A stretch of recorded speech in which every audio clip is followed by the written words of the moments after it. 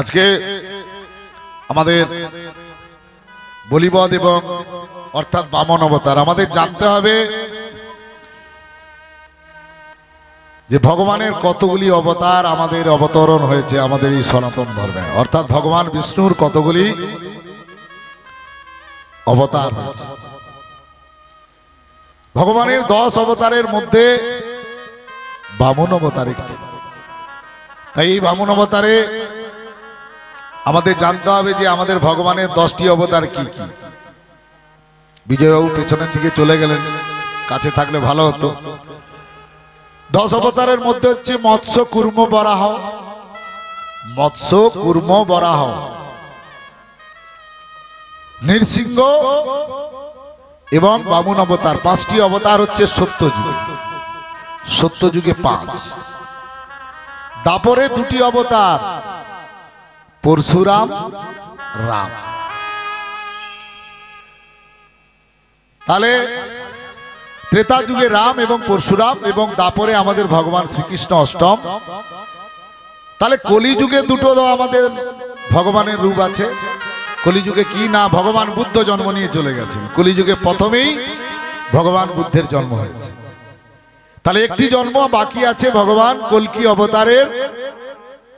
এই অবতারের জন্যই আমাদের যে অর্থাৎ সত্যযুগের শেষ অবতারের যে নাম, সেই নামটি হলো বামন অবতার। আমি ধন্যবাদ জানাবো লক্ষ্মীকান্ত বাবুকে যে তিনি আমাদের সত্যযুগের শেষ অবতার বামন অবতারের পাঠটি আমায় দিয়েছেন। জানি না কিভাবে পরিবেশন করব, সেটা ভুল এবং ত্রুটি হলে মার্জনা করবে। আমরা প্রথমেই জানতে হবে আমাদের এই বামন অবতারে সত্যযুগে অর্থাৎ আমাদের প্রথম যে মৎস্য অবতার অর্থাৎ মাছ রূপে ভগবান এসেছিলেন, তার দ্বিতীয় অবতার হচ্ছে কুর্ম অর্থাৎ যাকে আমরা দেশীয় ভাষায় কচ্ছপ বলি। ভগবান ও রূপে এসেছিল। মৎস্য কুর্ম বরাহ, বরাহ কথার অর্থ হচ্ছে শুকর। বরাহ কথার অর্থ হচ্ছে শুকর। মৎস্য কুর্ম বরাহ অর্থাৎ ভগবান এসেছিলেন প্রথমে মাছ হয়ে, দ্বিতীয় হয়েছেন কচ্ছপ হয়ে এবং তৃতীয় হয়েছিলেন কচ্ছপ, মাছ এবং বরাহ। চতুর্থ অবতার হয়েছিলেন নৃসিংহ অবতার। হরি বল হরি বল।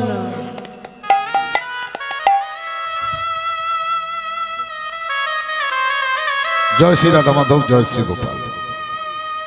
তাহলে আমাদের চতুর্থ অবতার হচ্ছে নৃসিংহ। ভগবান প্রথম অবতার মনুষ্য রূপ নেওয়া শুরু করলো বামন অবতারে। তার আগে অতগুলি পশু পাখি পশুদের রূপ ধরে এসেছিলেন, অন্য জীবের রূপ ধরে এসেছিলেন। তাহলে বামন অবতার আমাদের সত্যযুগের শেষ অবতার। তাহলে বামন অবতার জানার আগে আমাদের বলি মহারাজের কাহিনী দিয়ে শুরু করতে হয়। বলি মহারাজ ইনি কে ছিলেন? আমরা ভক্ত প্রহ্লাদের কথা শুনেছি, হিরণ্যকশিপুরের কথা শুনেছি যে হিরণ্যকশিপুরকে ভগবান নৃসিংহ অবতার রূপে বধ করেছিলেন। সেই নৃসিংহ বধ করেছিলেন কার জন্য? না, ভক্ত প্রহ্লাদের জন্য। এই ভক্ত প্রহ্লাদ, তারই নাতির নাম হচ্ছে বলি মহারাজ। রাধে রাধে রাধে রাধে। যেহেতু প্রহ্লাদের রক্তে তার দেহে ছিল, তিনি অর্ধেক ধার্মিক অর্ধেক অসুরের, যেহেতু তিনি ঔরসে জন্মগ্রহণ করেছিলেন, তার অর্ধেকটা ধার্মিক রূপে ছিল, অর্ধেকটা অসুর রূপে ছিল। ভক্ত প্রহ্লাদের মতো কিন্তু অত বড় ভক্ত কিন্তু বলি হতে পারে। প্রথম জীবন থেকে বলি দাদুর ন্যায় কিন্তু ব্রাহ্মণ এবং বৈষ্ণবদের খুব সেবা দিতেন, শ্রদ্ধা করতেন।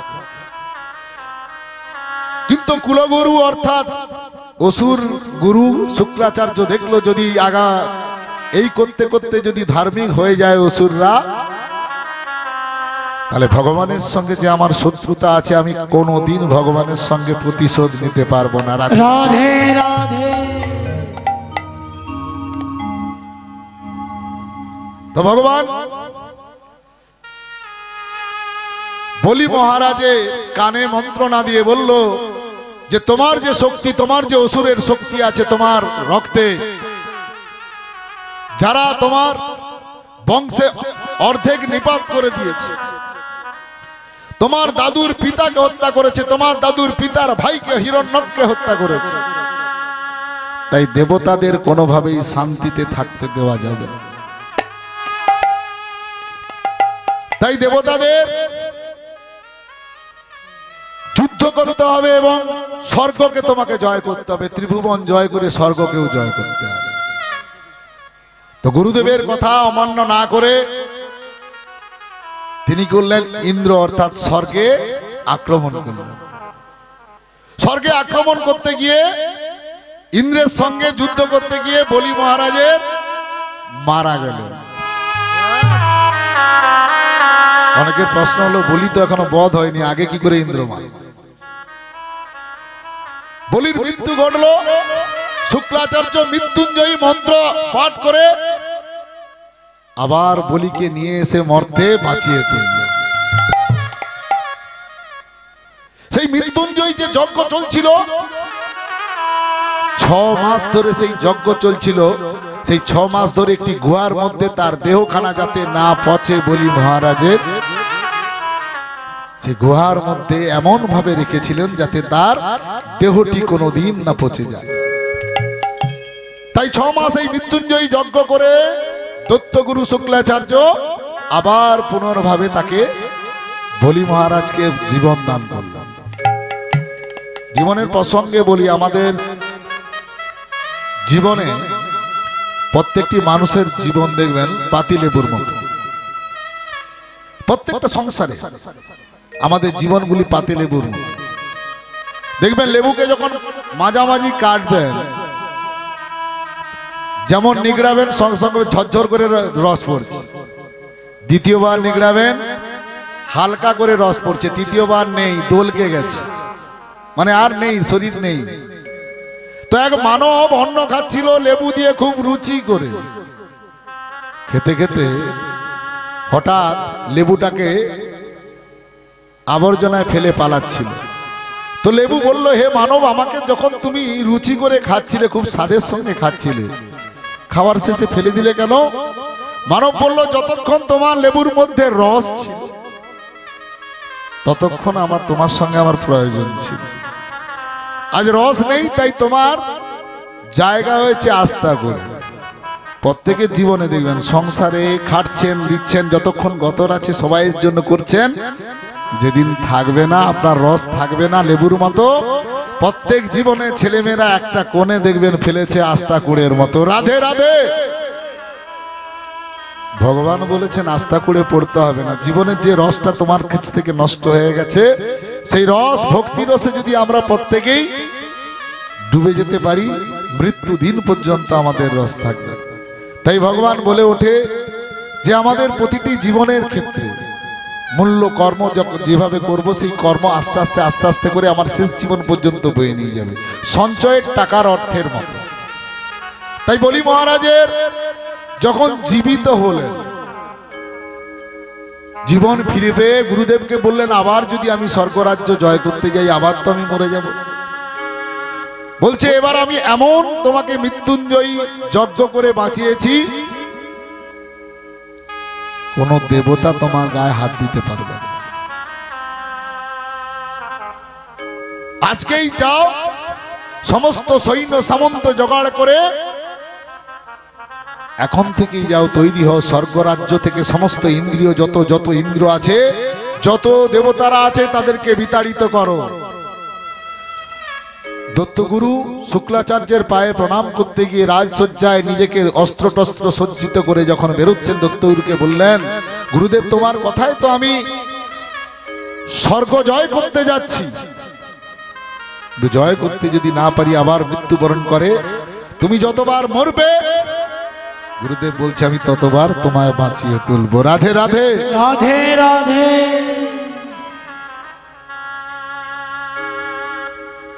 বলি মহারাজ আমাদের স্বর্গরাজ্য আক্রমণ করলেন, আক্রমণ করে সমস্ত দেবতাদেরকে যুদ্ধে পরাজিত করে তারা প্রাণ ভয়ে দেবতারা সবাই ছেড়ে পালালো। এসে একটি মাত্র একটি আশ্রম ছিল, যে আশ্রমে নাম হচ্ছে কশ্যপের আশ্রম, কশ্যপ মুনির আশ্রম ছিল। এসে সবাই কশ্যপ মুনির আশ্রমে গিয়ে আশ্রয় নিয়ে বলল যে গোটা স্বর্গ রাজ্য দখল করেছে অসুর বলিরাজ, থাকার আমাদের কোথাও জায়গা নেই, বৈকুণ্ঠে গিয়ে থাকতে পারবো না, ব্রহ্মলোকের জ্যোতিতে থাকতে পারবো, আর কৈলাসে তো আমাদের স্থান হবে না। তাই মুনি কশ্যপ তোমার এই আশ্রমে যদি আমাদের দেবতাদের খানিক দিন আমাদের আশ্রয় দাও, আমরা একটু আশ্রয় ভিক্ষা করছি তোমার কাছে। কশ্যপ মুনি ছিলেন খুব ধার্মিক এবং ওনার স্ত্রী ছিলেন অদিতি, যিনি অত্যন্ত ধার্মিক সহ ভগবান বিষ্ণুর ভক্ত, বড় ভক্ত ছিলেন। তিনি দেবতাদের এই কাতর কণ্ঠে মন বড় কেঁদে উঠলেন, দেবতাদেরকে আশ্রয় দিয়ে বললেন যে আপনারা তো দেবতা স্বর্গে থাকেন, আমার এই পূর্ণ কুটিরে আপনাদের আস্তানায় যতটুকু পারবো আপনাদের সেবায় লাগবে। তাই অদিতির প্রত্যেক দিন কাঁদে দেবতাদের এই দুঃখে, যারা স্বর্গ ছেড়ে মর্তে লুকিয়ে বেড়াচ্ছে বলি মহারাজের ভয়ে।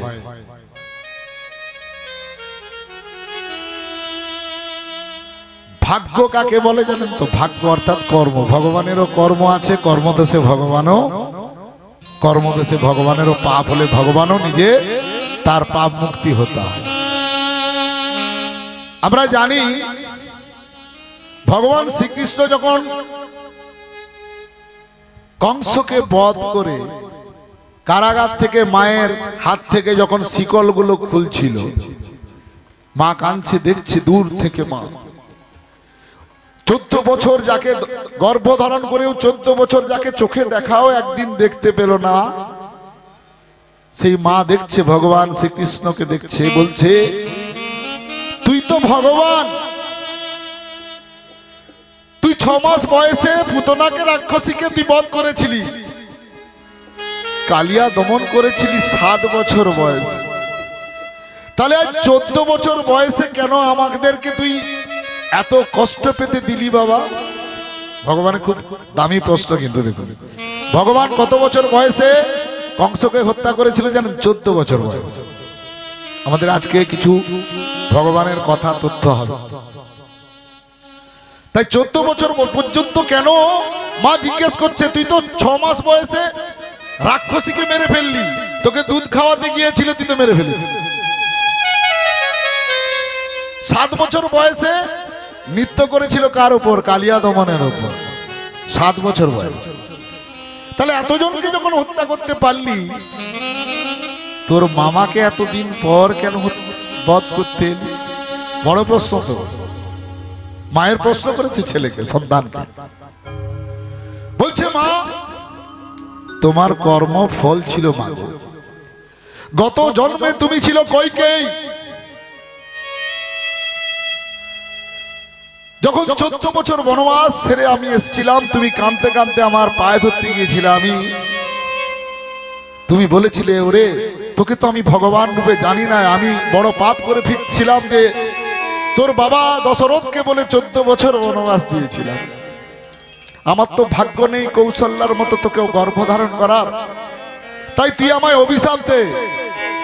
বলছে মা তুমি গর্ভধারণ না করলেও তোমাকে মায়ের মতো ছোটবেলা থেকে দেখে এসেছি, এই গর্ভে ধারণ যেহেতু নাও করো, তুমি আমার মা। আর যে ভাইকে তুমি সিংহাসনে বসাতে চেয়েছিলে, সে ভাইকে আমি মন থেকেই বলেছিলাম যে সিংহাসনে বসাবো। তুমি যদি মুখ খুলে বলতে, বাবাকে না বলে, দশরথকে না বলে, শুধু যদি বলতে ওরে রাম আমার খুব অভিলাষ যে আমার সন্তান অযোধ্যার রাজা হবে, তাহলে মা আমি কখনোই এই সিংহাসনের লোভ করতাম না। তাই তোমাকে আজ আমি বর দিচ্ছি, আগামী জন্মে আমি তোমার গর্ভে জন্মগ্রহণ করব। কিন্তু মা, জন্মের পর আমার মা যে কষ্টটা পেয়েছে কৌশল্যা 14 বছর বনবাস থেকে, নিজের পুত্রকে 14 বছর না দেখে যে থাকার কষ্টটা, আগামী জন্মে তুমি গর্ভে ধারণ করবো তোমার ঠিকই, কিন্তু 14 বছর তোমার এই পুত্র শোক তোমার থাকবে মা। রাধে রাধে রাধে রাধে। আর যে মা আমায় 14 বছর পুত্র ছাড়া থাকছিল, গত জন্মে অর্থাৎ এই জন্মে আমার মা সেই যশোদা হয়েছে। রাধে রাধে রাধে রাধে। সেই মাতৃতে পূর্ণ যে 14 বছর আমার যে পূর্ণ পুত্র যে আদর স্নেহ ছিল, এ জন্মে আমি সেই মাকে পূরণ করে দিয়েছি। গত জন্মে তোমার যে পূর্ণ কর্মফল ছিল 14 বছর থাকার, এ জন্মে সেই 14 বছর পর্যন্ত তোমার সেই কর্মফলে আমাকে আসতে হয়েছে। রাধে রাধে।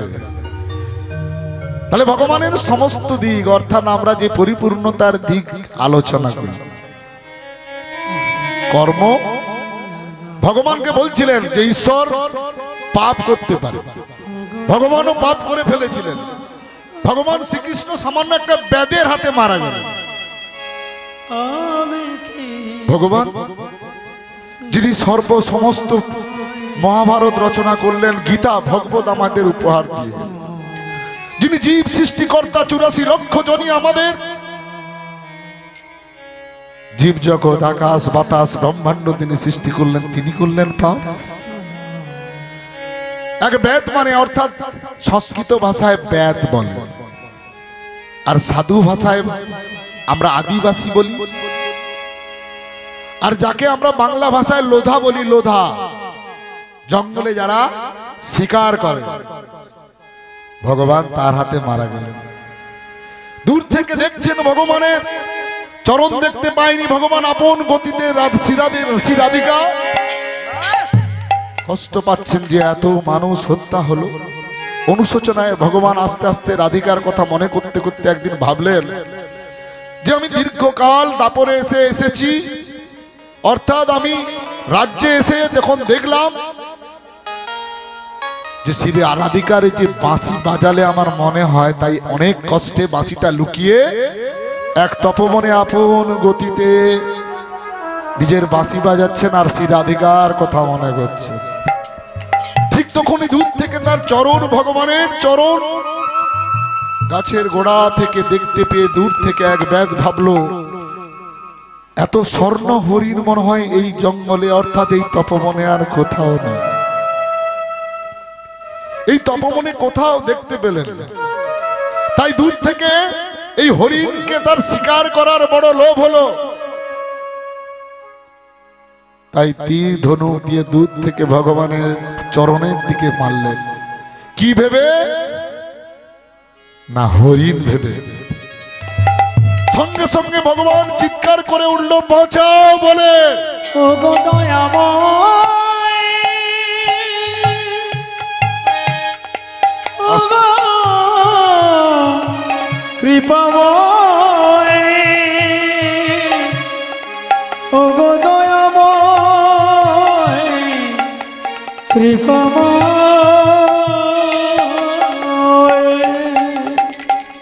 ভগবান কাঁদছে, যন্ত্রণায় কাঁদছে, কারণ ভগবান তো মানুষ রূপে জন্মালে সবকিছুই হবে মানুষের।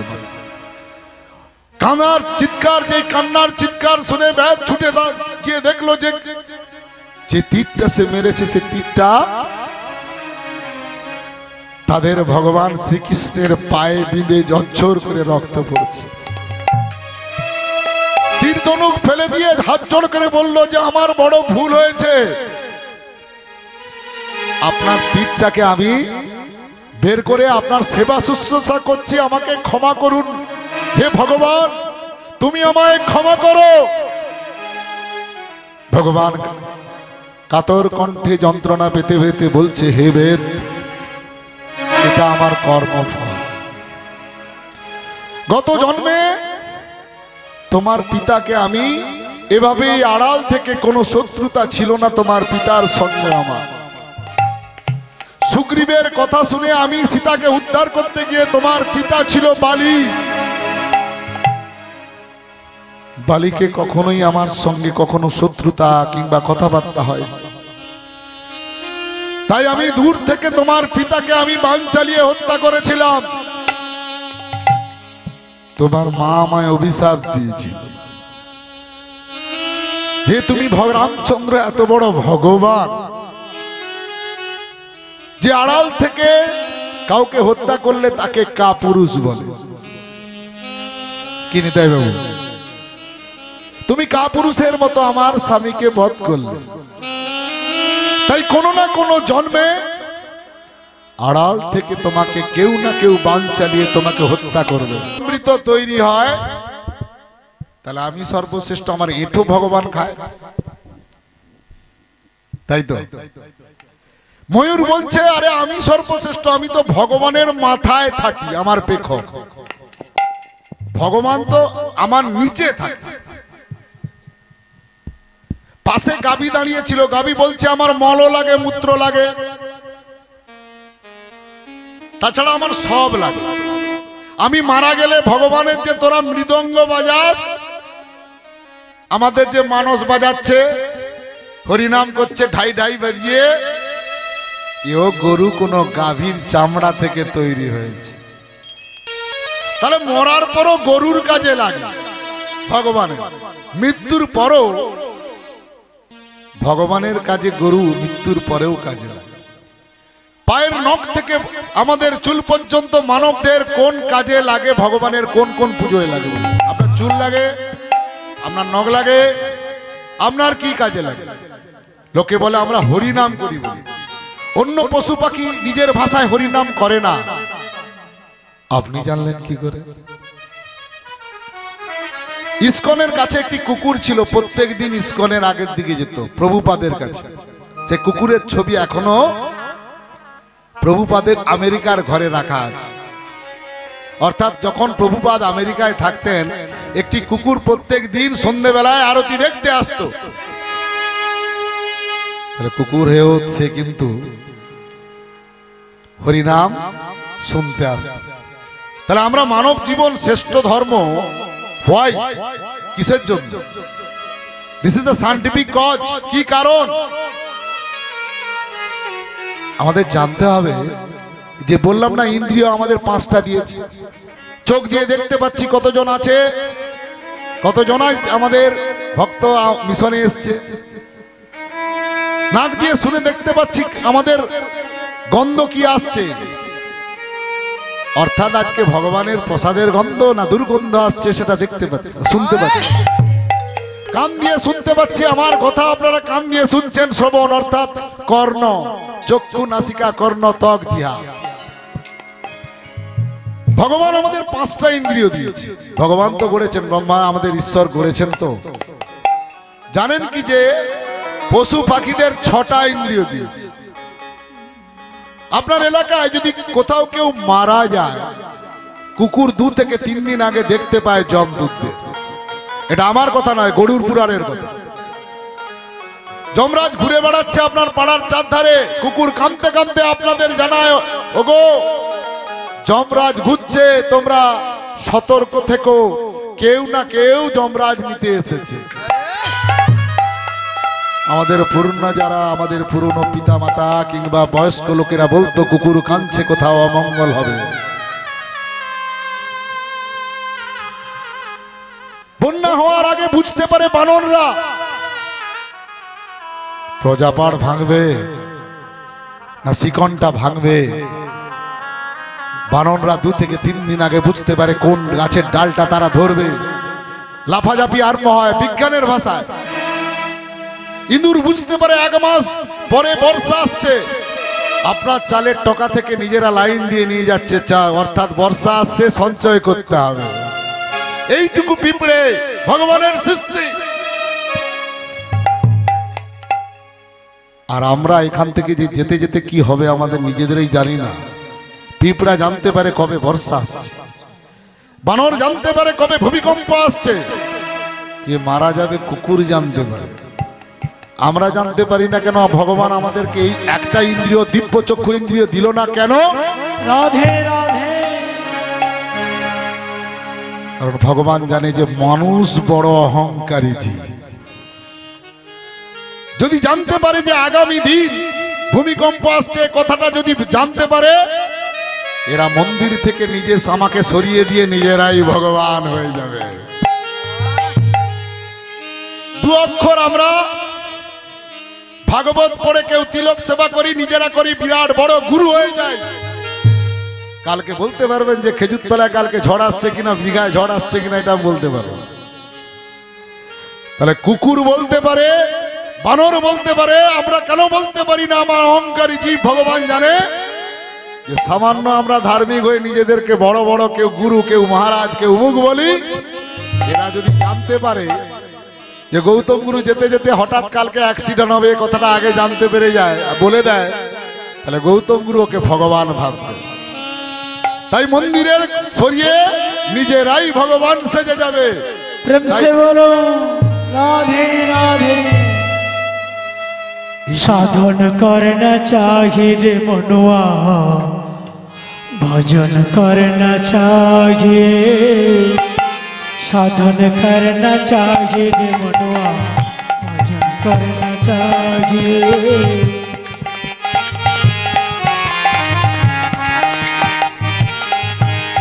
तुलसी पित में से होरी मिले तो मैं पूजूंगा झाड़, पत्थर पूजने से होरी मिले तो मैं पूजूंगा हार। तुलसी पित ने होरी मिले तो मैं पूजूंगा झाड़, पत्थर पूजने से होरी मिले तो मैं पूजूंगा हार। साधन करना चाहिए मनुआ, भजन करना चाहिए। साधन करना चाहिए मनुआ, भजन करना चाहिए।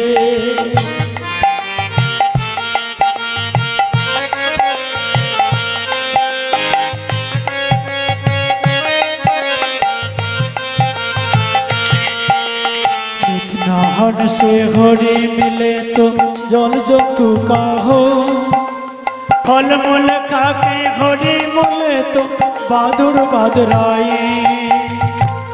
नाहन से होरी मिले तो जल जंतु का हो, फल मूल खा के होरी मिले तो बहादुर बदराई।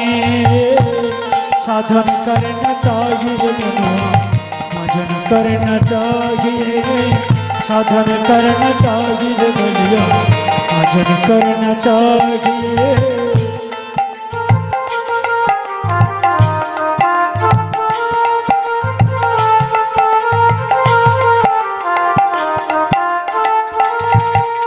स्त्री छोड़ के होरी मिले तो बहुत बदसवाना, त्रिभुवन से होरी मिले तो बहुत बदसा आजा। स्त्री की छोड़ के होरी मिले तो बहुत रहे खोजा, त्रिभुवन से होरी मिले तो बहुत रहे ओजा।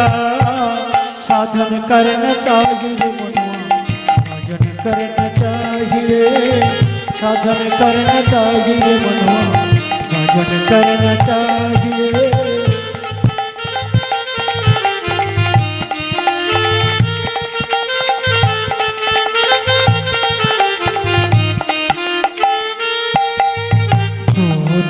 के होरी मिले तो बहुत बदसवाना, मेरा कहे बिना प्रेम से नहीं मिले नंदलाला। दूध पी के होरी मिले तो बहुत बदसवाना, मेरा कहे बिना प्रेम से ना मिले नंदलाला। साधन करना चाहिए मनुआ, भजन करना चाहिए। साधन करना चाहिए मनुआ, भजन करना चाहिए। साधन करना चाहिए मनुआ, भजन करना चाहिए। साधन करना चाहिए मनुआ, भजन करना चाहिए। জয় শ্রী রাধা মাধব, জয় শ্রী গোপাল। তাহলে আমরা বামন রূপে আমাদের ভগবান জন্মগ্রহণ করার পরে সমস্ত দেবতারা এলেন এবং ভগবান ব্রহ্মদেব নিজেই কশ্যপ মুনির দ্বারে এসে প্রথম দাঁড়ালেন এবং বললেন যে তোমার এই পুত্র জন্মাবার সঙ্গে সঙ্গে পূর্ণ যুবক অর্থাৎ বামন অবতার হয়েছে, তাই একে ব্রহ্মত্ব অর্জন করার জন্য যা যা প্রয়োজন হয় আমরা করছি। তাই কশ্যপ মুনি এবং মাতা অদিতিকে বলছে একটু অনুমতি দাও। তাই এই অনুমতি না নিলে তোমার ছেলেকে যে আমরা ব্রহ্মত্ব অর্থাৎ ব্রাহ্মণ অর্জন করতে আমরা সবাই সমস্ত দেবতারা এসেছি। তাই অদিতির পুত্র বামন অবতারকে শুধু দেখার জন্য নয়, সমস্ত জীব জগৎ যেন জড়ো হয়েছে ভগবানের এই জ্যোতি দেখার জন্য, ভগবানের অপরূপ শোভা দেখতে।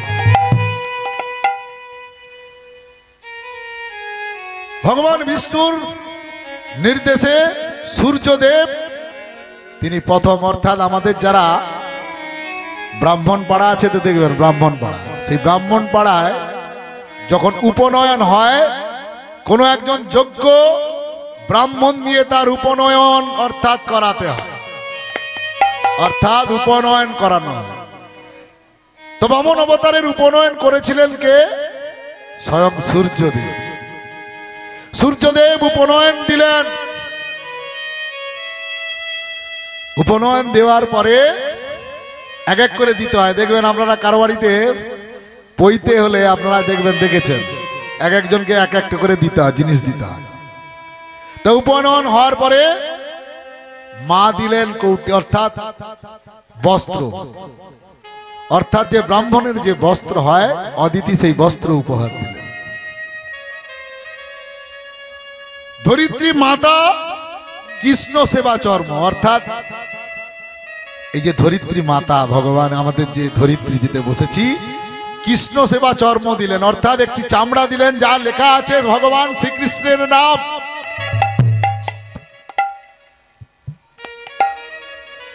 বৃহস্পতি উপবিত কশ্যপকে বললেন, তিনি দিলেন মেঘলা। মেঘলা কি? যে ব্রাহ্মণের আগে এরকম করে বড় বড় বালা টাইপের মেঘা থাকতো। এরপর মহাদেব এলেন, মহাদেব দিলেন কি? রুদ্রাক্ষের মালা। কি দিলেন? রুদ্রাক্ষের মালা। তাই মহাদেব রুদ্রাক্ষের মালা দিলেন। ব্রহ্মদেব দিলেন কমণ্ডল। ব্রহ্মদেব দিলেন কমণ্ডলু, আর কুবের দিলেন ভিক্ষার পাত্র। ব্রাহ্মণ মানে ভিক্ষে করতে হবে, জানেন তো, উপনয়নে ভিক্ষেই হচ্ছে মূল। সব তো হয়ে গেল, কিন্তু ব্রাহ্মণের ভিক্ষা মাতা হবে কে? নিজের মা তো সন্তানকে কখনো ভিক্ষে দিতে পারে না। আপনারা জানেন কি বলছে? ভিক্ষে মাতা ভিক্ষে পিতা হয় না ব্রাহ্মণ। আপনারা দেখবেন উপনয়ন হলে ব্রাহ্মণ বাড়িতে তার নিজের মাই তো তাহলে মা, তাহলে আবার নতুন করে মা বানাতে হয়, ভিক্ষা মা বানাতে হয়, ভিক্ষা পিতা বানাতে হয়। তাহলে ভিক্ষা মাতাই হচ্ছে কিন্তু আমাদের আসল, ভিক্ষে পিতা হয় না, ভিক্ষে মাতাই হয়। তাই সেই ভিক্ষে মাতা কে হলেন জানেন? জগৎ জননী উমা ভগবত অর্থাৎ দেবী দুর্গা। রাধে রাধে। অর্থাৎ দেবী দুর্গা। আমরা তো দেবী পক্ষে আমরা এই ভাগবতের যদি সমস্ত বই নিষ্কাশন করা যায় অনেক কিছু তথ্য জানা যায়। ভুল তথ্য মানুষকে না দিয়ে আমাদের যদি ভাগবতী যেটা আছে এটাই মানুষের কাছে পরিবেশন করলে মানুষ অনেক ভালো শিখবে।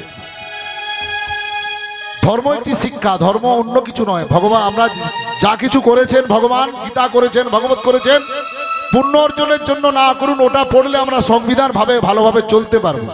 মানব জীবন কিভাবে চলবে।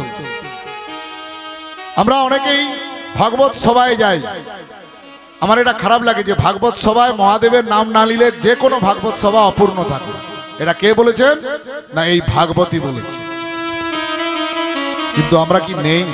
মহাদেবের নাম না নিয়ে সব হাততালি দিয়ে চলে যাই, তাহলে অপূর্ণ আমাদের থেকে যায়। তাই শেষ মন্ত্রটা আমাকে আমাদের গুরুদেব ত্রিদণ্ডী মহারাজ স্বামী আমাকে বলেছিলেন যে ভাগবতের মূল রচয়িতা সুখদেব গোস্বামী তো দ্বাদশ বৈষ্ণব,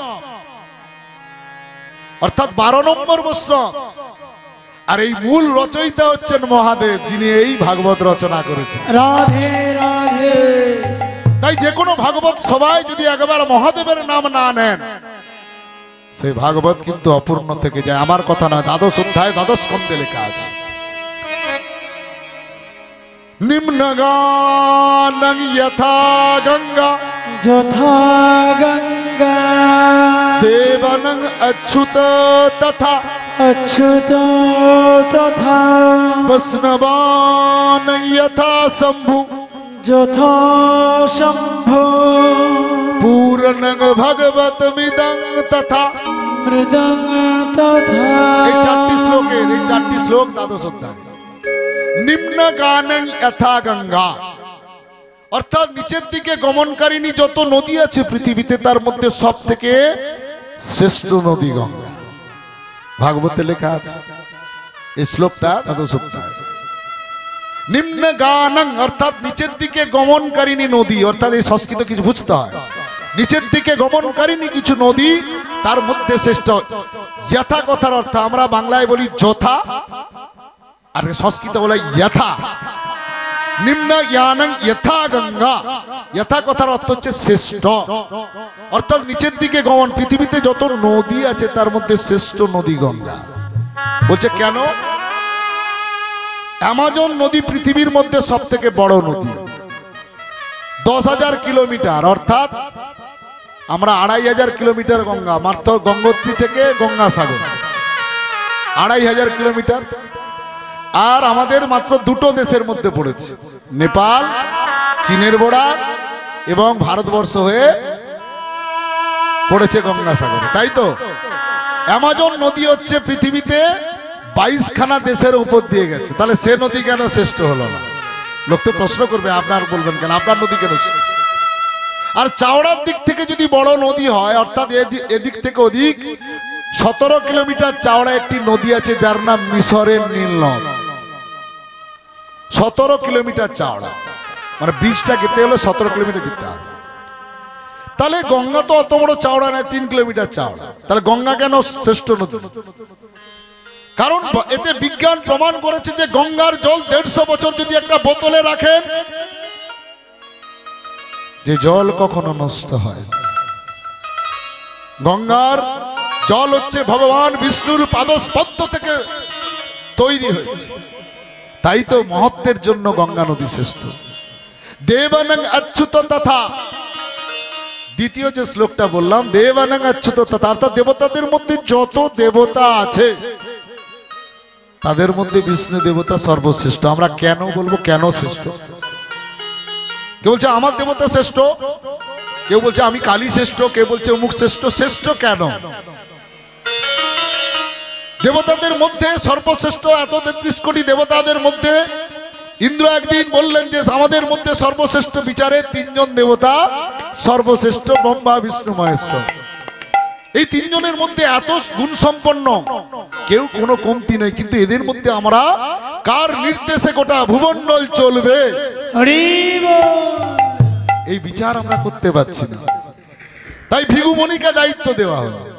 ভিগুমণিকে বললেন যে ভিগু তুমি আমাদের বিচার করে দাও, মণি শ্রেষ্ঠ ভিগু, যে দেবতাদের মধ্যে সর্বশ্রেষ্ঠ দেবতা কে?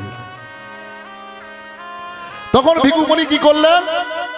একদিন ব্রহ্মলোকে গিয়ে দেখলেন যে ব্রহ্মায় আপন গতিতে তিনি ভগবান অর্থাৎ নিজে ধ্যানে মগ্ন হয়ে বসে আছে। সঙ্গে সঙ্গে বলছে, হে ব্রহ্ম, তোমার এলাকায় এসে দেখছি যে তোমার আজকাল বুড়ো ভাম হয়েছো, তোমার সৃষ্টিতে অনেক ভুল আছে। ভগবান তো সৃষ্টি করেন ব্রহ্মদেব, বলছে কিসের ভুল? কাউকে একদিনের জন্য আয়ু দিয়ে পাঠালে, কাউকে আবার 100 বছর পাঠাচ্ছ, আবার কাউকে চোখ দিয়ে পাঠাচ্ছ, কাউকে না চোখ দিয়ে পাঠাচ্ছ। আমাদের দুটো চোখ, জানেন কি? আরশোলার অনেকগুলো অসংখ্য চোখ আছে, জানেন কি? যাকে আরশোলাকে বিজ্ঞানের ভাষায় পুঞ্জাক্ষী বলা হয়। এভাবে কোনোদিন সৃষ্টি করো না, তোমার ভীমরতি হয়েছে। ব্রহ্মদেব বললে আমি সবকিছু আমরা আলোচনা করে সৃষ্টি করছি, হঠাৎ একটা মুনি এসে আমাকে চরম অপমান করছে, বুড়ো ভাম বলছে, অসম্মানজনক কথা বলছে। তাই বললেন কি, বলে ওরে পাপিষ্ঠ মুনি, নিজের হাত থেকে অগ্নিপিণ্ড দিলেন ছড়ে। রাধে রাধে। ভিগুমুনি বাঁচার তাগিদে ছুটতে ছুটতে ছুটতে ছুটতে কৈলাসে এসে উপস্থিত হলেন। কৈলাসে এসে নন্দী ভিঙ্গিরা বলছে, ভিগুমুনি আপনি এলেন? বলে হ্যাঁ।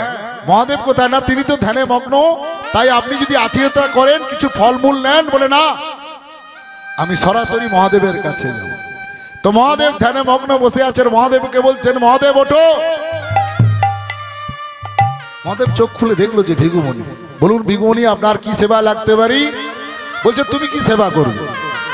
তোমার গা দিয়ে তো দুর্গন্ধ বেরোচ্ছে, মরার খুলিছে তোমার গোটা গায়ে, আর যে চামড়াটা পড়েছে ওকে পচা গন্ধ বেরোচ্ছে। মহাদেব তোমার কাছে আতিথ্য করে আমার দুর্গন্ধ বেরোচ্ছে, তাই এখানে দাঁড়াবো না।